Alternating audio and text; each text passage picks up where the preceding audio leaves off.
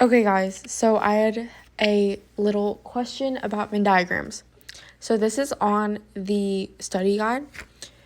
Okay, so let's first do these that like to represent. So this one, just think all is kind of in. So it's saying all linear pairs are adjacent, but like when you think about it, you know that all adjacent pairs aren't linear, right? So being linear means what? It means to be adjacent to equal 180 degrees to whatever, right? But just because it's a linear pair doesn't mean it's adjacent, right? Okay, yeah. Hopefully you get that.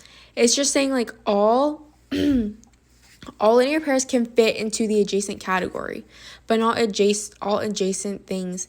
Like these two angles are adjacent, but they're not linear because they're not equal to 180 degrees. Okay, moving on to this. Not all rectangles are trapezoids. So I just kind of think of this as like they're kind of like apart, like they're not related in any way. They might be like quadrilaterals together, but like no rectangles are trapezoids. You can't be a rectangle and a trapezoid at the same time. So then there's no relationship because like you can't be either or. But this one, you can say some multiples of 3 are also multiples of 4. So there's this sliver that is multiples of 3 and multiples of 4. But there's also multiples of 3 that aren't multiples of 4, and there's multiples of 4 that aren't multiples of 3. So just think all is kind of in, no is like no relationship at all. And then some is just that tiny sliver. Okay, moving on to Venn diagrams. Since I'm a visual learner, I just kind of I like to see like what I'm doing. So, and sometimes I get mixed up. So I always label like the conjunction. So, and this is or. Okay. So let's do this. So it says, I look from left to right. So it says not R. So you're kind of just avoiding R. And then not R and P or Q.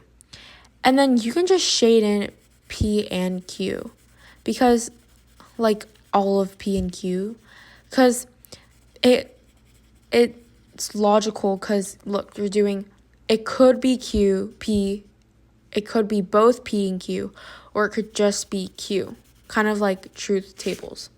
Okay, moving on to 24, I labeled them and then you kind of can look. So P and not R. So P and not R. So not R would just be not R. So you're just kind of shading in everything that's not R.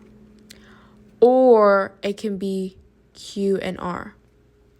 So it's this little tiny sliver.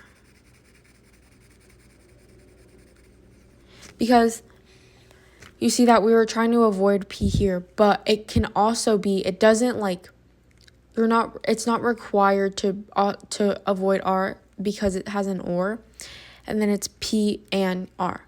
And you only shade in the little sliver that these two have in common with each other because they both have to be true, just like truth factors. And yeah.